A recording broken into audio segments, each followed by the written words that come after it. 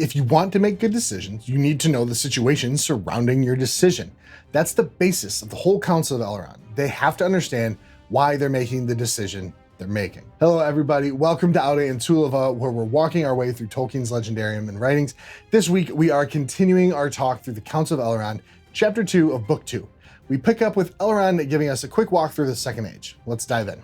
Then all listened while Elrond, in his clear voice, spoke of Sauron and the Rings of Power, and their forging in the Second Age of the world long ago. Then through all the years that followed, he traced the ring, but since that history is elsewhere recounted, even as Elrond himself set it down in his books of lore, it is not here recalled. For it is a long tale, full of deeds great and terrible. And briefly, though Elrond spoke, the sun rode up the sky, and the morning was passing ere he ceased. Clearly, it's a long story. I mean, a Brian Sibley edited tome came out just last year detailing this exact story, and while it's over 200 pages, I'll link that below if you'd like to purchase it, help out the channel. It's a story that would take a while to tell. In the Second Age, Sauron took on the guise of Anatar, giver of gifts. He was beautiful to look on and gave knowledge to the elven smiths of Eregion as they were eager for more knowledge. With this knowledge, he helps the elves reach the height of their power. In the year 1500 of the Second Age, they began forging the Rings of Power with Celebrimbor at their head, with the aid and knowledge of Anatar. In 1590, Celebrimbor crafted the 3 elven Rings of Power without any input from Anatar. 10 years later, Sauron forged the One Ring in Orodruin, and Celebrimbor perceived the designs of Sauron. A war between the elves and Sauron rages for years until Sauron finally lays waste to Eregion and Elrond builds Rivendell. The 3 elven rings are hidden from him so he could not dominate the minds of the wearers. Sauron essentially controls Eriador except for some small pockets, but at this time, Numenor has grown strong. Tar Minastar leads a great navy into Eriador and ousts Sauron. This is the year 1701. Fast forward to 3262, Sauron is taken captive and taken to Numenor, where he turns the Númenóreans against Eru and the Valar.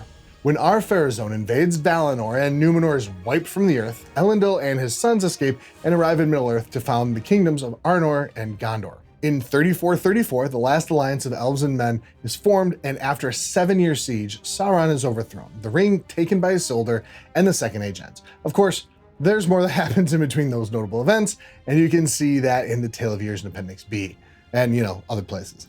While there's a lot there, it's still not enough for me. Unfortunately, this is the least written part of the Legendarium.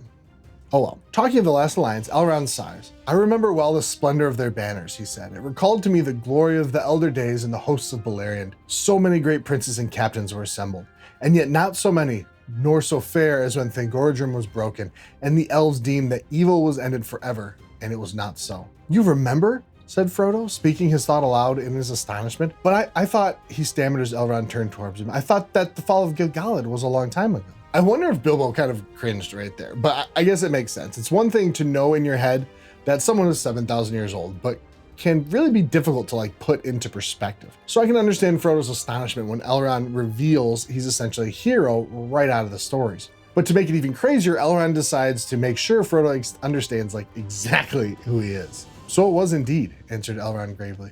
But my memory reaches back to the elder days. Eärendil was my sire, who was born in Gondolin, before its fall, and my mother was Elwing, daughter of Dior, son of Luthien of Doria. I have seen the 3 ages in the west of the world and many defeats and many fruitless victories. It's pretty funny if you think about it. Not quite 3 weeks ago, they were sitting in a dell at Weathertop listening to Aragorn tell a story about Beren and Luthien, Elrond's great-grandmother. Not to mention, his dad is a literal star in the sky. And you may have noticed that phrase that Elrond used at the end of the quote, many fruitless victories. I used to wonder what he meant until I read the Silmarillion. Thangorodrim broken open and Morgoth thrown down only for Sauron to rise to power. Númenóreans taking Sauron captive only to become corrupt themselves, destroy the woods and land he loved, and finally causing another natural disaster after forcing Eru to literally bend the earth around back into itself. Throwing Sauron down only to find him set up in Barad-dûr once again. It's enough to make anyone cynical, really. The results of this last fruitless victory, the northern kingdom of Arnor dwindled and died. Maybe it wouldn't have dwindled in such a way had Isildur stayed alive. Tell me your theories on that in the comments below. Would Arnor have dwindled? Would Isildur have had to keep the ring, or could he not have used it? Luckily, Gondor endured, but since the Nazgul took over Minas Ithil and Sauron was not truly defeated, darkness endured. The One Ring was not destroyed. Sauron was still there. The Nazgul were not destroyed. The victory was fruitless. Now Gondor not only guards against the darkness of Mordor, they are besieged by it. And the Nazgul who control Minas Ithil, now Minas Morgul, are striking. The power of the Black Land grows and we are hard beset. When the enemy returned, our folk were driven from Ithilien, our fair domain east of the river, though we kept a foothold there in strength of arms. But this very year, in the days of June, sudden war came upon us out of Mordor, and we were swept away. We were outnumbered, for Mordor has allied itself with the Easterlings and the cruel Haradrim. But it was not by numbers that we were defeated. A power was there that we have not felt before. Some say that it could be seen, like a great black horseman, a dark shadow under the moon. Wherever he came, a madness filled our foes, but fear fell on our boldest, so that horse and man gave way and fled. This short tale reminds us what they will be facing and what they've already faced. The Nazgul there made men, warrior men from Gondor, turn and run. And the hobbit sitting in front of Boromir not only stood and fought the chief of them, he survived a wound from a Morgul blade. Really makes me think about the resiliency of hobbits in general. In the previous chapter, Gandalf mentions he knows strong warriors with the big people who would not stand up to the wound Frodo bore. We'll learn later that Gandalf went to Gondor and is known there by the steward and his sons. I wonder if this is a little hint from Tolkien regarding Boromir further in the book. Whether Boromir could withstand such a wound or not, he is a proud one. In this evil hour, I have come to an errand over many dangerous leagues to Elrond. 110 days I have journeyed all alone, but I do not seek allies in war. The might of Elrond is in wisdom, not in weapons, it is said. I come to ask for counsel and the unraveling of hard words. For on the eve of the sudden assault, a dream came to my brother in a troubled sleep, and afterwards, a like dream came off to him again, and once to me. Oh no, he doesn't come to seek help in, any help in war. One might think he thinks himself perfectly capable of denying Sauron and his forces militarily. At least he has the humility to acknowledge he needs help with something. And while we could read into the fact that his unnamed brother received this dream many more times than he did, I want to focus on the dream and where they were when the dream first came to his brother. They were in Osgiliath, defending the last bridge over the Anduin River. From the Silmarillion, we know that Ulmo was the valor of the waters and his reach often went up the rivers and streams in Beleriand. He spoke to people through dreams and the music of running water. So it's safe to assume Ulmo gave this dream to Boromir's brother, but here's a question. Does Ulmo still reside in Middle-earth? I think it's pretty safe to say the Valar, while super powerful, need to be in a place to truly affect it. They may be able to see, but they don't really do their magic from far away.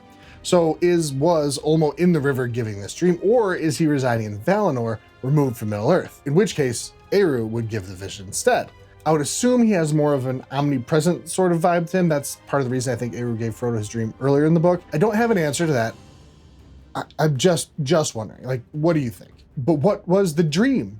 The dream was a poem. Yes. In that dream, I thought the eastern sky grew dark and there was a growing thunder. But in the west, a pale light lingered, and out of it, I heard a voice, remote but clear, crying, "Seek for the sword that was broken. In Imladris it dwells. There shall be counsels taken, stronger than Morgul's spells. There shall be shown a token that doom is near at hand, for Sildur's bane shall waken, and the halfling forth shall stand." As much as I love poems in Lord of the Rings, I'm not a literature professor. Luckily, Corey Olsen is, and went over this in episodes 133, 134 of Exploring Lord of the Rings, so check those out. Before the verse, though, we have to take a quick look at the beginning of the dream. It seems pretty straightforward. Things are getting dark. Sauron's rising to power, the world's growing dark. Makes sense. In the west, a light lingered, so that's where the hope is coming from, I would assume. Sure, but what's interesting is the word west is capitalized.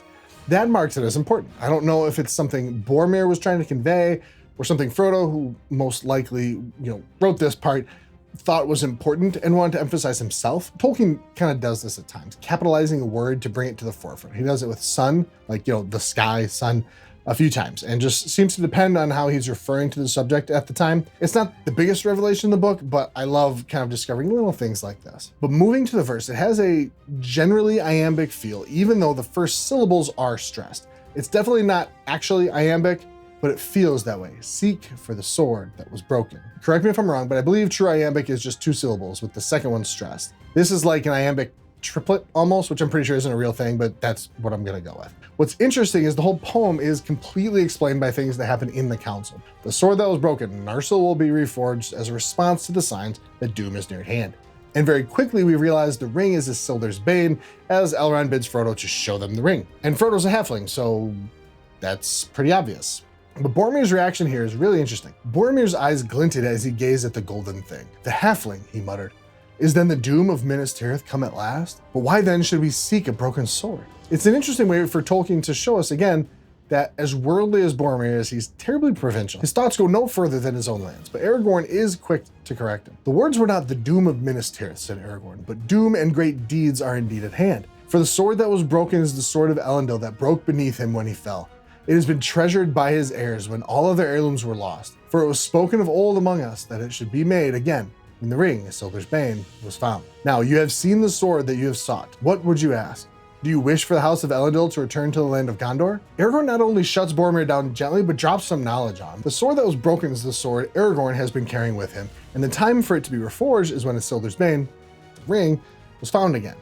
I just finished working my way through the Wheel of Time again, and they talk about power-wrought weapons in the series a few times. A power-wrought weapon is seen, hitting an evil creature and like smoking as it burns them. I know that's not how Anduril, nay Narsil, work, but in general, that's how I think of it. It's a power-wrought weapon.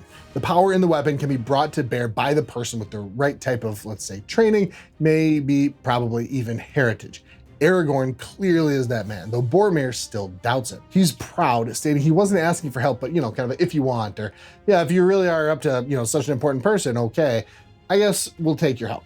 But just as long as you understand, we're not actually asking. Bilbo takes affront to this and speaks for his friend. All that is gold does not glitter. Not all those who wander are lost. The old that is strong does not wither. Deep roots are not reached by the frost. From the ashes of fire shall be woken, a light from the shadows shall spring, renewed shall be blade that was broken, the crownless again shall be king. This is the poem we see in the note from Gandalf to Frodo on the Prancing Pony. We find out here Bilbo wrote it himself. I don't know why he thought it would prove anything to Boromir though. Like, someone could just believe something and still be wrong. Side note, it's iambic tetrameter, Hobbit meter. Luckily, Aragorn is there to set things straight. Not only does he give Boromir a little lesson on his own lineage, not to mention letting him know in a subtle way he's been to Minas Tirith, but he corrects Boromir rather gently about his provincialism again. You know little of the lands beyond your bounds. Peace and freedom, do you say? The North would have known them little but for us. Fear would have destroyed them. But when dark things come from the houseless hills or creep from the sunless woods, they fly from us. What roads would any dare tread? What safety would there be in quiet lands or in the home of simple men at night if the Dunedain were asleep, or were all gone into the grave? And yet less thanks have we than you. Travelers scowl at us and countrymen give us scornful names. Strider I am to one fat man who lives within a day's march of foes that would freeze his heart, or lay his little town in ruin, if he were not guarded ceaselessly. Yet we would not have it otherwise. If simple folk are free from care and fear, simple they will be, and we must be secret to keep them so. That has been the task of my kindred while the years have lengthened and the grass has grown. Basically, sit down and shut up, Boromir. Boromir talks about the strength and might of Gondor holding back the shadow from the lands beyond so they could live, happy life. But the Rangers have done the same but are scorned by those they protect. And here we have one of the most interesting lines thus far, at least in my opinion. But now the world is changing once again. A new hour comes. Isildur's Bane is found. Battle is at hand. The sword shall be reforged. I will come to Minas Tirith. I've spent the majority of my time as a Tolkien fan thinking Aragorn was part of the company because he was helping Frodo and taking part in the quest to destroy the One Ring. This shows otherwise. He travels with Frodo because the majority of the path is the same direction he's going. So he'll help along the way, but he's not there for the quest. I mean, he is, but he's going to Minas Tirith and his part is secondary to the true quest. I never realized it until I heard Corey talking about it. The indecision we see at the beginning of Two Towers is because he took on the mantle of leadership from Gandalf once he fell, not because he was going to help Frodo all along.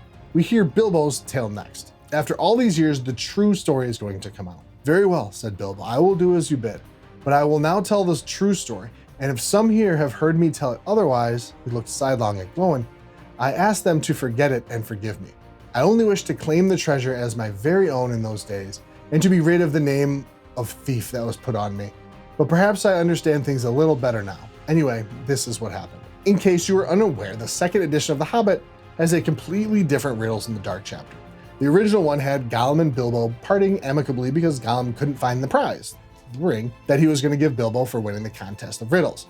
This is the tale he told the dwarves. Once Tolkien figured out what the ring truly was during the writing of The Lord of the Rings, he rewrote that chapter and they printed the second edition, making the first edition worth a pretty penny nowadays. So we know why there are so many races present at the council. We have Glóin's story, we have Boromir's story, we know who Aragorn is, and we have Bilbo's story. But what about Gandalf? Why was he late to help Frodo? Did he really fight the Black Riders at Weathertop? That we'll get into next week. Thank you all so much for watching. Don't forget to like and subscribe. And if you're interested in purchasing some of my favorite versions of the books, check the links in the description below. I'd love it if you help out the channel.